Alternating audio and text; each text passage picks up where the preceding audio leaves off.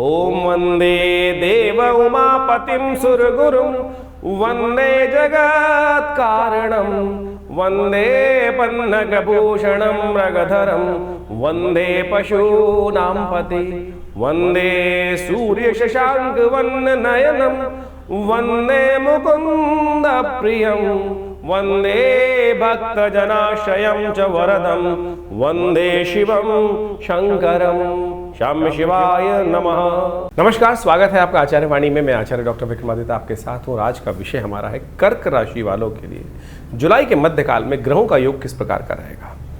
कर्क राशि वालों के स्वामी चंद्रमा महाराज, चंद्रमा बड़े चंचल होते हैं और हर समय बहुत तेज गति से बदलने के लिए कुछ न कुछ योग बनाते रहते हैं और आमतौर पर ज़िंदगी में जल्दी जल्दी जो परिवर्तन देखने को मिलते हैं, जो हमारे मनोमस्तिष्क में विचार परिवर्तन का योग बनता है, आप ही के ग्रह के कारण से होते हैं।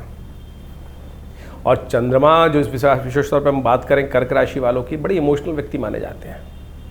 इमोशंस के इनको जीतना है ना, तो कोई व्यक्ति प्यार से बोले, समझाने की बात करे, प्यार से उनसे बात करे तो पूरी तरह से उन किसी भी व्यक्ति के प्रभाव में आ सकते हैं। और इस संसार में भारत के देश के अंदर यदि बात करें तो सबसे ज़्यादा प्रभावित लोगों को कर्क राशि वाले ही करते हैं। तो ऐसे में आपकी राशि में जुलाई के मध्यकाल में ग्रहों का योग किस प्रकार से रहेगा वो आपको समझ लेना चाहिए। देखिए, जुलाई के मध्यकाल में कई ग्रहों का परिवर्तन का योग बन रहा है। सूर्य परिवर्तन की तरफ जा रहे हैं, बुध परिवर्तन की तरफ जा रहे हैं और सबसे बड़ा परिवर्तन जो हो रहा है, आपके सप्तम भाव में पड़ी हुई राशि जो है वो शनि महाराज वक्र स्थिति में गए, वक्र स्थिति में जाने वाले हैं और आपके भाग्य में एक विशेष परिवर्तन का योग बनाने वाले हैं। भाग्य की दौड़ थोड़ी पीछे, कदम यानी कदम जो है थोड़े पीछे मुड़ते हुए दिखाई देंगे। ऐसे में थोड़ा सा आपको सावधान रहते हुए कार्य करने की ज़रूरत दिखाई देती है।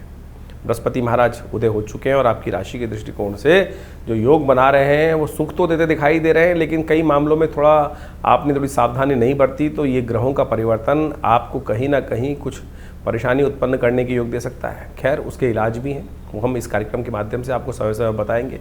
कौन सी तिथि में किस प्रकार के योग आपको लाभ लेते हुए करने का प्रयास करना चाहिए, किस प्रकार से महत्वाकांक्षा खासतौर पर ध्यान रखना। इस वक्त जाते जाते ग्रह परिवर्तन की तरफ जाते जाते कहीं महत्वाकांक्षा आपको कोई बड़ा झटका ना दे दें। शेयर इत्यादि काम करते वक्त, कोई भी रिस्क वाले काम करते वक्त वैसे में इन दिनों सावधान रहने की ज़रूरत थी और आगे भी रहेगी। और जब हार कई बार सामने आ जाती है तो कई बार क्या होता है, भाग्य साथ नहीं देता है तो गुस्सा बढ़ जाता है। तो आपको हर चीज़ को संभलते हुए कार्य करने की ज़रूरत है। क्या कुछ करना है, कब करना है, वाणी पर संयम रखने की ज़रूरत है, वो सब हम आपको बताने जा रहे हैं उनके उपायों के साथ। सबसे पहले बात कर लेते हैं 11 जुलाई शुक्रवार का अवसर और इस दिन से सावन का महीना आरंभ हो रहा है। प्रतिपदा तिथि है और ग्रहों की चाल जो हमें दिखाई देती है वो विशेष तौर पर कई प्रकार से आपके लिए शुभ बनती दिखाई दे रही, लाभ की बनती दिखाई दे रही, नई उम्मीद जगाती हुई दिखाई दे रही। आप अपने बाहुबल से बहुत सारी चीज़ों को पहले समझकर उस पॉजिटिव दिशा में आगे बढ़ने के योग बना सकते हो, साफ साफ दिखाई दे रहा है। सावन का महीना है तो शिव को प्रसन्न करने का प्रयास करें। सत्ता शिव के ही हाथ में है। भगवान विष्णु शिष्य पर विश्राम कर रहे हैं इस वक्त और पालन का अधिकार भी संहार करता भगवान शिव के हाथ में ही आ गया है। इस दिन से कावड़ यात्रा भी आरंभ करने का मुहूर्त दिखाई देता है। कावड़ धारण कर कर अपने गंतव्य मार्ग पर आगे चलने के लिए बहुत सारे लोग ललायित रहते हैं और कावड़ का तो एक बम बम बोले का घोष नाद जो है पूरे उत्तर भारत में इस वक्त गुंजायमान कर ही रहा है। तो इस दिन शुभ मुहूर्त रहेगा। प्रतिपदा के दिन भगवान की सुंदर स्तवन करते हुए जो आरंभ करते हैं उनकी मनोकामना सिद्धि करने का योग अद्भुत रूप से बनता है। तो भगवान शिव का ध्यान करते हुए ये कार्य करें। शिव पर थोड़ा थोड़ा गाय का दूध अभिषेक करना इस दिन आपके वारे न्यारे करने वाला है। लक्ष्मी का प्रतीक है शुक्रवार और ख़ासतौर पे गायें भी लक्ष्मी का प्रतीक हैं। गौ दूध से भगवान को यदि स्नान कराया जाए तो आपके जीवन में लक्ष्मी का सुंदर योग बनेगा। 12 तारीख बात करें शनिवार की, तो शनिवार के दिन द्वितीया तिथि पड़ गई है। इस बार ग्रह नक्षत्रों के दृष्टिकोण से इस वक्त ग्रह योग जो आपकी राशि में बनते दिखाई दे रहे हैं वो कई प्रकार से आपके लिए अच्छे रास्ते खोल सकते हैं। पॉजिटिव रहिए, उम्मीद पे काम करने का प्रयास करें। जो विचार मन में आ रहे हैं उनको थोड़ा ध्यान देते हुए कार्य करने का उन पर प्रयास कीजिएगा। गलत नहीं आ रहे हैं विचार, जो मन में भाव आ रहा है, आभास हो रहा है, वो गलत नहीं है। इतना शुभ योग हम आपके लिए बता रहे हैं। भगवती का सुंदर ध्यान करें, शनि को मनाने का प्रयास करें। शनि थोड़े आपके लिए कष्ट दे सकते हैं इन दिनों। शनि को मनाएं, सदा सुख को पाएं। हो सके तो भगवान के मंदिर में जाकर, भगवान शिव के मंदिर में जाकर थोड़ा तिल लेकर भगवान पर उस पर भगवान पे अर्पित करने का प्रयास करें। काले तिल शनि के तमाम दोषों को हर सकते हैं, तो इसलिए आपकी राशि के दृष्टिकोण से सबसे श्रेष्ठ उपाय है। शनि वक्री भी होने जा रहे हैं, उससे पहले पहले ये उपाय कर कुछ ना कुछ अच्छा करने का प्रयास कीजिए। 13 तारीख रविवार का अवसर, तृतीया तिथि विद्यमान है और इस दिन ग्रह नक्षत्रों के दृष्टिकोण से योग जो बन रहा है वो भी समझ लीजिए। दिन अच्छा दिखाई देता है और शाम तक उसके लिए आप जो सोच रहे हैं उस क्षेत्र में कार्य करने से आपको लाभ भी हो सकता है, लेकिन शाम आते आते धीरे धीरे ग्राफ जो है थोड़ा डाउनफॉल होता दिखाई देगा। मनोमस्तिष्क में थोड़े विचार हल्के होते दिखाई दे रहे हैं। दोपहर के बाद भद्रा का योग भी बन रहा है, तो नए कार्यों का आरंभ करने के लिए दिन सुबह का अच्छा दिखाई देता है। रविवार का दिन है, तृतीया तिथि है, गौरी व्रत है इस दिन। शास्त्रों में कहा जाता है कि इस दिन स्वर्णिम गौरी गणेश की मूर्ति बनाकर यदि पूरे श्रावण के महीने इनका पूजन किया जाए तो भगवती कृपा से सौभाग्य की वृद्धि होती है। गजकेसरी योग शाम को बनकर तैयार होगा। लाभ के योग आपकी राशि में बनते दिखाई दे रहे हैं। और भद्रा है, दोपहर को करीब करीब 1:23 पे आरंभ होगी, तो उससे पहले पहले यदि कावड़ यात्रा आरंभ करने का मूड बन रहा हो तो कावड़ धारण करके भगवान शिव की सुंदर आराधना करते हुए कार्य कर ले। इस दिन भी कावड़ धारण मुहूर्त बनता दिखाई दे रहा है। ग्रह नक्षत्रों के दृष्टिकोण से हम बात कर लेते हैं। 14 तारीख की सोमवार का अवसर, चतुर्थी तिथि है और पहला सावन का सोमवार का योग बन रहा है। ग्रह नक्षत्रों के दृष्टिकोण से अपने इमोशनल पॉइंट ऑफ व्यू से अपने आप को यदि आपने कंट्रोल कर लिया, एंजाइटी को कंट्रोल कर लिया, तो सत्य माने इस वक्त ग्रह नक्षत्र के दृष्टिकोण से आपके लिए ग्रह योग अच्छा बनता दिखाई दे रहा है। लाभ के रास्ते खोल सकता है, लेकिन खर्चे थोड़े से कंट्रोल के बिना है। मन जो है थोड़ा सा उच्चाट होता दिखाई दे रहा है। रास्ता वही है, सबसे पहले भगवान गणेश का सुंदर स्तवन करें। इस दिन पहला सावन का सोमवार है। श्रद्धा के साथ भगवान का रुद्राष्टाध्यायी के द्वारा अभिषेक करना सबसे श्रेष्ठ रहेगा। हमने विवेकानंद योगाश्रम में पूरे सावन के महीने में, पूरे सावन के नित्य प्रति सावन सोमवार पे तो विशेष रुद्राभिषेक रखा ही है। और भगवान का दूध से, दही से, घी से, सब प्रकार से, अनेक प्रकार से षोडशोपचार भगवान का पूजन करने की व्यवस्था है। आप भी इसमें सम्मिलित हो सकते हैं और अपने नाम से भी रुद्राभिषेक यदि करना चाहें, करवाना चाहें, तो बिल्कुल आश्रम में सुंदर व्यवस्था है, उसका लाभ लीजिए। इस दिन गणेश का सुंदर स्तवन करके कार्यों का आरंभ करना आपके लिए अच्छा रहेगा। 5 तारीख मंगलवार का अवसर, 15 तारीख मंगलवार का अवसर जो ग्रह नक्षत्र दिखा रहे हैं, पंचमी तिथि दिखा रहे हैं उस दिन। शनि इस दिन वक्री होने जा रहे हैं। सुबह 4 बजे शनि महाराज अपनी वक्र गति को प्राप्त करेंगे। सीधे चलते हुए भाग्य की चाल में कहीं ना कहीं वापस अपने ग्रह योगों की तरफ जा रहे हैं और ये बहुत विशेष परिवर्तन है आपकी राशि के दृष्टिकोण से। आपको समझ लेना चाहिए शनि का ये परिवर्तन, वक्र गति, शनि की सीधी चाल से अब शनि वक्र गति पे आएंगे, उल्टी चाल पर आएंगे, और तो ये 4 महीने चलने वाली है। इसका प्रभाव बड़ा विशेष रहेगा भाग्य में। कई बार बने बनाए काम पर कुछ ना कुछ शनि महाराज का वक्र गति पड़ सकती है, ऐसे में ध्यान रखना पड़ेगा। पराक्रम के भाव में भी जो आगे अब बढ़ने के पराक्रम के सोर्स बन रहे थे, उसमें कहीं ना कहीं आपकी गति, ग्रहों की गति, उसमें कुछ ना कुछ अवरोध उत्पन्न करने के योग बना सकती है। शनि को मनाना पड़ेगा। हम कहेंगे नित्यपति इस कम से कम सावन में तो सुधार लीजिए। 4 महीने यदि आप इस चाहते हैं कि शनि आपके परिस्थिति के विपरीत ना हो, तो उसको अनुकूल करने के लिए इस पूरे सावन के महीने नित्यपति भगवान शंकर का अभिषेक तिलों के द्वारा या तिल के तेल के द्वारा करने का प्रयास करें। शनि कंट्रोल होंगे। शनि के और बहुत सारे अनेक उपाय शास्त्र में वर्णित हैं। हमारे दृष्टिकोण से ये श्रेष्ठ उपाय है, इसको करने का प्रयास कीजिए, अच्छा रहेगा आपके लिए।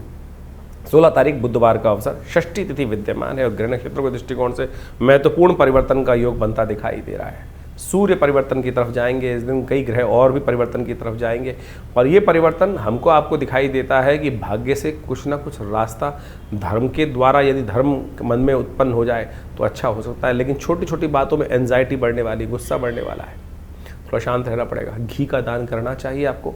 आपकी राशि के दृष्टिकोण से ये अच्छा उपाय दिखाई देता है, घी का दान करना। इस दिन शीतला सप्तमी है। भगवती के मंदिर में जाकर, किसी मंदिर में, देवालय में जाकर विशेष तौर पर एक काम कीजिएगा, झाड़ू इत्यादि सफाई का सामान दान करने का प्रयास कीजिए। ये आपके लिए बड़ा उचित रहेगा। और इन दिनों सूर्य संभल के रहिएगा। सूर्य महाराज आपकी राशि में परिवर्तन करके जो योग बना रहे हैं, वो कहीं ना कहीं आपकी राशि में आ रहे हैं और राशि में पदार्पण। अभी हम अलग से एक वीडियो बनाएंगे इसके ऊपर, शनि के ऊपर भी बनाएंगे, सूर्य के ऊपर भी बनाएंगे। समझ लीजिएगा सूर्य का प्रभाव आपकी राशि के दृष्टिकोण से कैसा रहेगा। कंट्रोल करना बहुत ज़रूरी है, नहीं तो छोटी छोटी बातों में तुनक मिजाजी से लोग आपसे दूर भाग सकते हैं। 17 तारीख बृहस्पतिवार का अवसर, सप्तमी तिथि विद्यमान है, कालाष्टमी का योग बन रहा है। ग्रह नक्षत्रों के दृष्टिकोण से भाग्य से थोड़ा सा सरलता आपके मन में आती दिखाई दे रही है। लेकिन ध्यान रहेगा, सरलता जब आती है तो कई बार हम गलत लोगों पर भी विश्वास कर लेते हैं और गलत लोग इस वक्त विश्वास के साथ कुछ ना कुछ धोखा करने की योग बनाते दिखाई दे रहे हैं। आपके लिए अच्छा रहेगा कि बड़े बुजुर्गों की सेवा करें, उनको अपने हाथ से सेवा कर कर कुछ ना कुछ दूध इत्यादि सफ़ेद चीज़ों का उनको दान करने का प्रयास करें। पिता तुल्य व्यक्ति को, पिताजी को अपने हाथ से दूध पिलाना यह आपके लिए बहुत श्रेष्ठ दिखाई देता है। वाणी पर संयम रखिएगा। इन दिनों अननेसेसरी की वाणी पर संयम कहीं त्याग देंगे तो कहीं ना कहीं किसी को आघात हो सकता है और बना बनाया व्यक्ति, अच्छा व्यक्ति आपका दुश्मन बन सकता है। तो ऐसे में ध्यान रखते हुए कार्य करें, सोच समझकर वार्तालाप करने का प्रयास करें। 18 तारीख शुक्रवार का अवसर, अष्टमी तिथि विद्यमान है और कर्क राशि वालों के लिए खासतौर पर ग्रहों का क्या योग बन रहा है जान लीजिए। ग्रह योग आपकी राशि के दृष्टिकोण से परिवर्तन की तरफ जा रहे हैं। मेहनत से लाभ प्राप्ति के योग दिखाई देते हैं, मेहनत से भागिएगा मत। शनि इस वक्त परिवर्तन की तरफ जो जा रहे हैं वो मेहनत उल्टी दिशा में होती दिखाई दे रही है। इसलिए जब भी कार्य करने जाएं, चाहे कोई राइटअप लिख रहे हैं, कुछ लिख रहे हैं, जैसे आप सपोज एग्जांपल दे दें, आप कुछ लिख रहे हैं, कुछ कर रहे हैं, तो उसको सेव करते चलें। उसको कहीं ना कहीं ये ना हो कि कहीं मेहनत में पानी फिर जाए। इस बात का हमको ध्यान रखते हुए कार्य करना है। मेहनत करनी थी इस दिशा में और हम चले इस दिशा पर। किसी भी कार्य करने से पहले, जैसे गृहिणी खाना बना रही हैं तो पहले बच्चों से पूछ लें, भैया क्या खाओगे? कहीं आपने बड़ी मेहनत से बनाया खाना और वो कहे जी हमको तो अच्छा नहीं लगता, ये क्यों बना दिया? तो ऐसी स्थिति हो सकती है। तो इसको समझते हुए कार्य करना पड़ेगा आपको। आपकी सरलता आप पे कहीं ना कहीं भारी पड़ सकती है। भगवान की शिव की आराधना, कालाष्टमी है, कालाष्टमी, सप्तमी तिथि उदया तिथि है, लेकिन कालाष्टमी का योग बन रहा है शाम के समय अष्टमी आने के कारण से। जो कृष्ण पक्ष की अष्टमी होती है वह भैरव भगवान शिव की प्रसन्नता के लिए की जाती है। इस दिन सावन का महीना चल रहा है, हो सके तो भगवान शिव को प्रसन्न करने के लिए उन पर बिल्वपत्र अर्पित करने का प्रयास करें। आपकी राशि के दृष्टिकोण से भगवान की कृपा आप पर बरसेगी।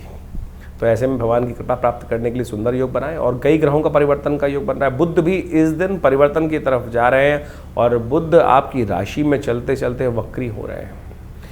जो घी निकलना है उसके लिए थोड़ी सी उंगली टेढ़ी करनी पड़ेगी, ये बात आपको समझ लेनी चाहिए।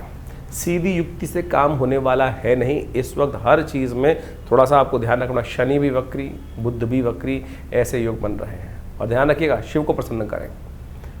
इस दिन विशेष तौर पर ग्रहों का योग बन रहा है। जो कावड़ यात्रा आरंभ करना चाहते हैं, लेट हो चुके हैं, लेकिन अब भी 5 दिन की यात्रा आपके लिए बहुत सुंदर रहेगी। तो ऐसे में इस दिन मुहूर्त है। भगवान शिव के ध्यान करते हुए समस्त कष्टों का निवारण करने के लिए, भोलेनाथ को प्रसन्न करने के लिए आज कावड़ यात्रा आरंभ करने का शुभ मुहूर्त बनता दिखाई दे रहा है।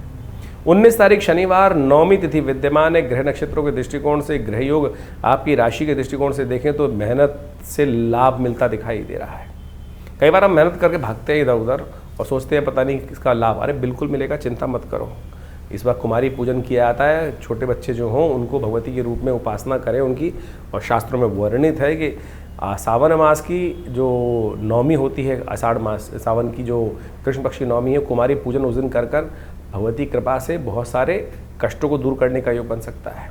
जो 9 वर्ष से कम की कन्याएं हैं उनका पूजन करें, उनको भोजन इत्यादि कराएं, उनका आशीर्वाद ग्रहण करें। छोटा सा उपाय है, आपके भाग्य में ग्रहों योग बन रहा है, शनि महाराज अनुकूल नहीं है, भगवती की कृपा से वो भी अनुकूल होंगे।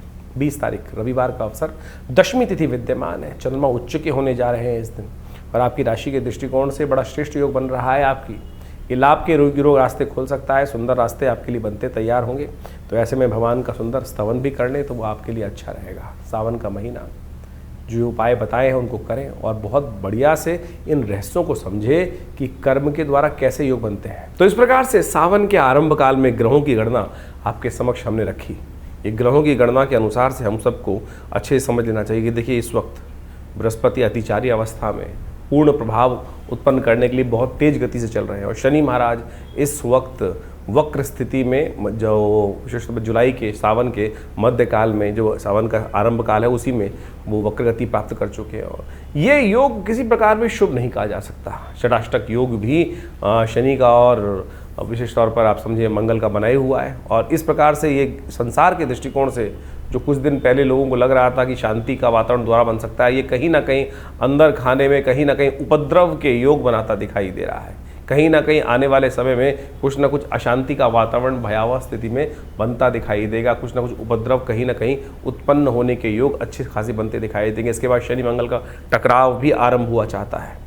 आमने सामने बिल्कुल एक परस्पर समसप्तक योग भी मंगल का शनि के साथ बनकर तैयार हो जाएगा।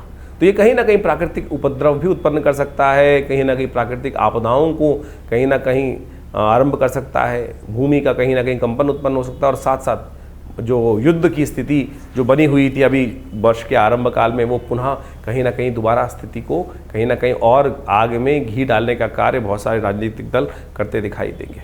लेकिन आपकी दृष्टिकोण से, आपके राशि के दृष्टिकोण से हमने पूरा बताया कि क्या कुछ प्रभाव उत्पन्न करने के योग बनेंगे। देखिए, सावन का महीना बड़ा श्रेष्ठ होता है। सावन का महीना संपूर्ण रूप से भगवान को अपने जो कर्म को समर्पित करने का माना जाता है। और जा पर कृपा राम की हुई ता पर कृपा करें, सबको इस भाव का ध्यान रखना चाहिए, भगवान जिस पर प्रसन्न हो जाएंगे। और भारतीय संस्कृति में तो सोचें कितने सुंदर सुंदर रूप से अनेक अनेक उदाहरण उपस्थित करके ये भाव समझाए गए हैं कि जीवन में जो हम कर्म करते हैं उसका भोग हमको प्राप्त होता है, शुभ अशुभ जैसे भी कर्म हो। अब शुभ तो हो जाए और उसके द्वारा हमारे जीवन में शुभ का आगमन बन जाए तो बहुत अच्छा है, लेकिन यदि अशुभ कर्म हमारे द्वारा मनसा वाचा कर्म 3 प्रकार के कर्म शास्त्र में बताए गए हैं। और कई बार क्या होता है कि हम बहुत ज़्यादा कॉन्शियस होकर कार्य करने का प्रयास करते हैं तो बहुत सारी चीज़ें शुभ करने की तरफ प्रवृत्त हो जाते हैं। कई बार धर्म व्यक्ति जब निष्ठ व्यक्ति होता है, लेकिन कई बार अनायास ही बहुत सारे दुष्कर्म हो जाते हैं। अब उनसे मुक्ति का मार्ग किस प्रकार से बने? हमारे यहाँ संसार में विशेष तौर पर इस बात को समझना चाहिए कि हर धर्म में, हर पंथ में कहीं ना कहीं इस भाव को रखा गया है कि दुष्कर्मों से मुक्ति किस प्रकार से हो। बहुत सारे लोगों ने इसको भ्रांतिवश अनेक अनेक स्वरूप में उपस्थित कर दिया। आप समझें कि उस कर्म से, दुष्कर्म से मुक्ति के लिए ही कई जगह क्या होता है कि कहीं पाप आ गया, कष्ट आ गया तो क्या करते हैं आप देखें, विभिन्न देशों के अंतर्गत अनेक अनेक प्रकार से उदाहरण उपस्थित किए जाते हैं। कहीं बलि, कहीं कुर्बानी, कहीं कुछ और, यहाँ तक कि कहीं कहीं अनेक अनेक मतों में अनेक अनेक प्रकार के उल्टे सीधे कर्म भी बहुत ज़्यादा करते हैं। लेकिन भारतीय संस्कृति में सोचे कितना सुंदर भाव कहा गया है, जो हम त्रिदुलम त्रिगुणाकार, हम जो बिल्वपत्र भगवान को अर्पित करते हैं, सावन के महीने में विशेष महिमा उसकी कही गई है। त्रिदुलम त्रिगुणाकारम त्रिनेत्रम च त्रिधायुधम त्रिजन्म पाप संहारम बिल्वपत्रम शिवार्पणम। यानी शास्त्र में इतने सुंदर कहा गया है कि एक बिल्वपत्र बड़ी श्रद्धा के साथ यदि भगवान पर आप अर्पित कर दें तो क्या कहा जाता है? त्रिजन्म पाप संहार, 3 जन्मों के पाप जो है वो सब समाप्त हो जाते हैं। ये सोचे कितनी सुंदर समर्पण भाव से एक कर्म यदि आप कर ले तो वो किस प्रकार से निवृत्ति दे देगा अनेक अशुभ कर्मों से। और तो और बड़े बड़े सुंदर मंत्र कहे गए हैं। सौराष्ट्रे सोमनाथम च श्रीशैले मल्लिकार्जुनम उज्जैन्यम महाकाल, ये भगवान की वंदना है। और कहा गया अंत में सप्त जन्म कृतम पापम प्रातः स्मरणेन विनश्यति। यदि आप 7 जन्म के जो पाप हैं केवल इन जो आप जो द्वादश ज्योतिर्लिंग है इनके यदि नाम का स्मरण कर ले, सौराष्ट्रे सोमनाथम च श्रीशैले मल्लिकार्जुनम उज्जैन्यम महाकाल ओमकार ममलेश्वरम, ये इस प्रकार से कहा गया ना, सप्त जन्म कृतम पापम स्मरणेन विनश्यति। तो यानी अनेक जन्मों के जो पाप हैं, दुष्कृत्य है, उससे क्षय को जीवन से उससे निवृत्ति के योग बन जाते हैं। तो यानी इतना सुंदर व्यवस्था हमारे सनातन में बनाई गई है। इसका कहने का तात्पर्य इस ज्योतिष के कार्यक्रम में ये है कि आपके जीवन में जो कष्ट है उससे निवृत्ति के लिए ये सावन का महीना बड़ा श्रेष्ठ है। देव शयन हो जाता है, भगवान शंकर के हाथ में समस्त सत्ता आ जाती है। और ऐसे में यदि आप छोटे भी रूप में नित्यपति भगवान उनका सुंदर अभिषेक कर लें, एक बिल्वपत्र भगवान को अर्पित कर दें, तो आपके जो दुष्कर्म हैं उससे निवृत्ति का मार्ग बनेगा, शुभ कर्म का उदय होगा। और जब शुभ कर्म का उदय होगा तो पता जानिए क्या होगा, शुभ कर्म के उदय होते ही इस संसार में शुभता प्राप्त करने के योग बन जाएंगे, कष्टों से निवृत्ति के योग बन जाएंगे। और अनेक प्रकार से आपके जीवन में जो कष्ट भोग रहे हैं उससे निवृत्ति का मार्ग बन जाएगा। इसलिए ये न के न प्रकारेण कैसे भी हो भगवान का सुंदर स्तवन इस सावन के महीने में अवश्य करने का प्रयास करें। विवेकानंद योगाश्रम में पूरे सावन के महीने पूरे 30 दिन नित्यपति भगवान का रुद्राभिषेक, दूध से, दही से, घी से, शहद से, अनेक अनेक औषधियों से, भस्म से, सब प्रकार से रुद्राष्टाध्यायी का पाठ करते हुए नित्यपति चल रहा है। आप भी उसमें सम्मिलित हों, कर्म करें, शुभ करें। देखिए क्या होगा, शुभ वातावरण बनाओगे ना तो अपने आप जीवन में शुभ का आगमन होता जाएगा। हमने वातावरण ही बड़ा विचित्र बना दिया है। हमारे मनोमस्तिष्क में कहीं ना कहीं छोटा सा भाव ऐसा आ गया है कि नहीं कुछ नहीं होता। अरे बहुत कुछ होता है, सब कुछ होता है। जरा पलट के देखो जीवन में कब कब किस किस प्रकार से हमने भगवान की कृपा से जीवन में उसका लाभ पाया है, ये सोचने की आवश्यकता है। तो इसलिए ज्योतिष में निवारण जो है वो प्रभु का नाम ही है, निवारण प्रभु का नाम ही है। उस निवारण के नाम को हमें स्मरण करने का प्रयास करना चाहिए। अनेक कथाएं शास्त्र में उपस्थित हैं, उन कथाओं को हमें समझते हुए कार्य करने का प्रयास करना चाहिए। एक शराबी था, उपनिषद में कथा आती है, जिंदगी में कभी परमात्मा के मंदिर नहीं गया, भगवान का नाम स्मरण नहीं किया, लेकिन जीवन था, जिया था। तो कई बार बहुत सारे जीवन में कई बार योग बन जाते हैं। कहा जाता है कि एक दिन वो नाचने वाली के पास जा रहा था और थोड़ा सा पान का बीड़ा हाथ में था और साथ में कुछ मालाएं थी, कुछ मीठा था हाथ में और कुछ ना कुछ नशा भी कर रखा था उसने। कहा जाता है कि बरसात का मौसम था, कहीं ना कहीं चलते वक्त रास्ते में ठोकर लगी, नशे में था, वो गिर पड़ा बहुत देर तक गिरा पड़ा रहा। सुबह सुबह रात शाम से भोर होने की वेला आई। मंदिर में सामने जब उठा, कुछ आवाज़ हुई तो सामने मंदिर था, और सामने मंदिर में देखा तो शिवालय दिखाई दिया। भगवान शिव का शिवालय था वो। बस गिरता पड़ता कैसे ही, पता नहीं भाव मन में क्या जागा, कोई पुण्य कर्म जागा होगा। भाव आया, अरे ये जहाँ जा रहा था वहाँ के लायक तो रहे नहीं, मिट्टी लग गई, आज इन्हीं को चढ़ा देता हूँ। शिव साक्षात सामने विराजमान थे।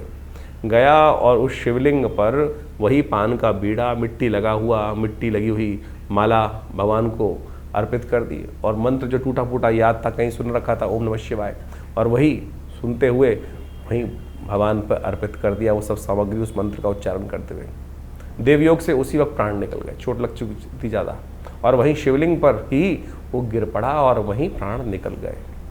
कालांतर में उसको यमराज के समक्ष उपस्थित किया गया और कहा गया कि यमराज महाराज, ये जीव आया है, लाइन में लगे हुए थे, नंबर आया तो पता चला चिरकाल तक इनको नरकादि लोकों में वास करना है। लेकिन एक बहुत सुंदर योग है, चित्रगुप्त ने बताया कि इनको 2.5 घड़ी का इंद्रासन प्राप्त हुआ है। 2.5 घड़ी का इंद्रासन। उस जीवात्मा की भी आंख खुल गई एकदम। उसको भी लगता था उसने कभी ज्ञानता में कोई शुभ कार्य में ज्ञान में किया ही नहीं था। जिंदगी भर कुछ गलत काम किए होते। मरने के बाद तो सबको ज्ञान होता है कि मैंने क्या किया क्या नहीं किया। ज्ञानवान जब जिंदा रहते हैं तब तो हमको होश ही नहीं रहता है हम जो कर रहे हैं वो शुभ है या अशुभ है। लेकिन आत्मा को तो सब कैलकुलेशन होकर पता चल रहा है ना, कहाँ जुड़ रहा है कहाँ नहीं जुड़ रहा। तो यही भाव उसकी आत्मा को जब जीवात्मा के रूप में वहाँ उपस्थित था तो कहा था हमने तो कुछ किया ही नहीं शुभ, तो हमको तो लाइन में जाना ही है, जहाँ जहाँ कड़ाई में डालोगे जो कुछ होगा, कुंभों में पड़ना है वो जाना ही है। लेकिन जैसे ही वहाँ एक भाव उत्पन्न हुआ कि 2.5 घड़ी का इंद्रासन, तो उसे पूछा गया, यमराज जी के समक्ष जब उपस्थित हुआ तो पूछा गया महाराज कहाँ जाओगे, नरक या पहले 2.5 घड़ी का इंद्रासन। उस जीवात्मा ने एक बड़ा विचित्र प्रश्न किया कि महाराज आज्ञा हो तो एक प्रश्न पूछना चाहता हूँ। धर्मराज जी ने कहा आप आज्ञा है, आप धर्मराज के समक्ष उपस्थित हैं, जो आप चाहेंगे उसका जवाब दिया जाएगा। बोले मेरी मति में मुझे ऐसा कोई कर्म याद नहीं जिससे मुझे ऐसा कोई शुभ हो कि मुझे 2.5 घड़ी का इंद्रासन का सुख प्राप्त होने का योग बना हो। तो धर्मराज ने कहा कि चित्रगुप्त जी बताएं इनको कौन सा कर्म इन्होंने ऐसा किया। तो कहा महाराज इन्होंने एक मरते वक्त अंतिम में सांस लेते हुए भगवान पर इस प्रकार से इस अवस्था में मनसा वाचा कर्मणा, तीनों रूप में इस संसार से निवृत्त होकर भगवान के श्री चरण में समर्पित होते हुए प्राण को त्यागे, और इस भाव से उन्होंने सब कुछ अपना संपूर्ण भगवान को समर्पण कर दिया। तो बताया गया भाई ये कर्म का आपने किया, इसी कारण से, इस छोटे से कर्म के कारण से आपको 2.5 घड़ी का इंद्रासन प्राप्त हुआ है। जीवात्मा में सुना और फिर पूछा यमराज ने, हाँ भाई कहाँ जाओगे बताओ। तो उन्होंने कहा महाराज मुझे इंद्रासन पहले चाहिए, और इंद्रासन के बाद फिर 2.5 घड़ी के भोगने के बाद कहा जाता है कि धर्मराज की आज्ञा से उनको उपस्थित किया गया इंद्र के समक्ष कि महाराज इंद्र, राजा देवराज इंद्र के समक्ष कि महाराज इनको धर्मराज की आज्ञा से 2.5 घड़ी का इंद्रासन प्राप्त हुआ है। और सत्य माने इंद्र वहाँ से उतरे जो उस वक्त स्थित पे थे। ये शास्त्रोक्त कथा है, उपनिषद में आई हुई कथा है, ये किसी की बनाई हुई कथा नहीं है। मेरी और आपकी मतियों को ठीक करने के लिए जो हमारे संसार में विशेष तौर पर मति अलग अलग प्रकार से हो जाती है, उन भ्रमों को ठीक करने के लिए संसार में हमारे ऋषियों के द्वारा एक कथा उपस्थित की गई है उपनिषदों के अंतर्गत। जब वो वहाँ उपस्थित हुआ 2.5 घड़ी का इंद्रासन के लिए उसका अभिषेक हुआ, संकल्प लिया गया, और पूरी तरह से राज्याभिषेक जिस प्रकार से होना चाहिए उस प्रकार से उनको वहाँ पूरी तरह से विधि विधान का पालन करते हुए, समस्त संस्कारों को करते हुए उनको 2.5 घड़ी का इंद्रासन के लिए, और जैसे ही वो इंद्र पद पर आसीन हुए वहीं नित्य गंधर्वों का, अप्सराओं का आरंभ हुआ चाहता था। उन्होंने सब रोक दिया, बोले मैं इंद्र हूँ, रुको सब, ये कुछ नहीं होगा। और बोला जल लाओ। जल लाया गया और जल पे संकल्प लिया और कहा ये उच्च श्रवा घोड़ा शुक्राचार्य को दान करता हूँ, कामधेनु गाय वशिष्ठ को दान करता हूँ, समस्त निधियों को दान करना शुरू कर दिया। संसार जो भी स्वर्ग की उस इंद्र के साम्राज्य में जो जो निधियाँ थी संपूर्ण दान कर दी, और अंत में सिंहासन से उठकर नीचे आया और कहा मैं इस वक्त इंद्र, ये मेरा गोत्र, मैं आज इस समय समस्त त्रिलोकी का ये साम्राज्य जो है, स्वर्ग जो है, ये भगवान शंकर के श्री चरणों में अर्पित करता। और बोला चलो अब कहाँ लेके चलते हो, जहाँ नरक आदि लोग चल रहे हैं चलो। फिर किसकी सामर्थ्य थी? तो आपके जो मन से मनेव बंधन कारण मोक्ष शास्त्र कहता है, तो समझो, इस विधि को समझो। तो इसलिए ये न कि न प्रकारेण किसी भी प्रकार से अपने वातावरण को, वो कब आएगी वो वेला जैसे हम श्रद्धा के साथ, विश्वास के साथ परमात्मा का स्मरण कर पाएँ। तो इसलिए ये जो सावन का महीना है ना, लोक के साथ साथ परलोक को भी सुधारता है। तो इसलिए सुंदर रूप से हम इस भाव को समझें और सावन के महीने में यथाउचित भाव से भगवान शंकर का सुंदर स्तवन जितना हो सकता है वो करने का प्रयास करें। जीवन में कल्याण का मार्ग बड़ी मुश्किल से मिलता है, बड़ी सुंदर से ये वेला आई है। आनंद भाव से परमात्मा का स्मरण करें और जैसा हमने आपको कहा कि जहाँ भी आप हैं वहाँ पर बैठ के करें, करवाएँ किसी रूप में। यदि आप आश्रम पे आ सकते हैं दिल्ली में तो बहुत सुंदर रहेगा आपके लिए। ये नित्य प्रति शाम को एक कार्यक्रम हमने रखा है पूरे 1 महीने तक। सोमवार के दिन विशेष कार्यक्रम रहेंगे, प्रदोष के दिन विशेष कार्यक्रम रहेंगे। उस सबकी सूचना समय समय पर जो लोग आश्रम से जुड़े हुए हैं उनको उनके व्हाट्सएप के माध्यम से प्राप्त दे दी जाती है। और आपको भी यदि चाहिए तो आप इन नंबर्स पर अपने मैसेजेस को भेजकर वो समस्त सूचनाएं आश्रम से मांग सकते हैं और हमारी वेबसाइट पर विजिट कर सकते हैं। acharyavickramaditya.com ये वेबसाइट है और समस्त फ़ोन नंबर से समस्त जानकारी प्राप्त करने के बाद जुड़े इन समस्त अपने समस्त जो हमारे आश्रम में गतिविधि कार्यविधि की जाती हैं। ये अध्यात्म का सुंदर मार्ग है। नित्य प्रति आश्रम पे 8 घंटे करीब यज्ञ रहता है। माँ भगवती का सुंदर श्री विग्रह विराजमान है जो 500 साल पुराना दिव्य श्री विग्रह है। तो आप कोशिश करें ज्योतिष को केवल नग बेचने वाला कार्य ना करें। ज्योतिष एक ऐसा विषय है कि जिससे हमको सीधा रास्ता प्राप्त होता है, समर्पण भाव का ज्ञान हमें प्राप्त होने का रास्ता बन जाता है। आशा है आप इन समस्त सिद्धांतों को समझकर, अध्यात्म को समझकर ज्योतिष विज्ञान को भी अपने जीवन में स्थान देंगे और उनके विभिन्न जो पद्धतियां हैं, उपाय हैं, वो सब हम आपके समक्ष लगातार रखते रहते हैं। आप सबके जीवन में कल्याण का मार्ग बने। भगवान शिव आपकी समस्त आदि व्याधि जो कष्ट इत्यादि हैं उन सबको हरे और जीवन में कल्याण का मार्ग आपके लिए अवश्य बने। धन्यवाद, नमस्कार।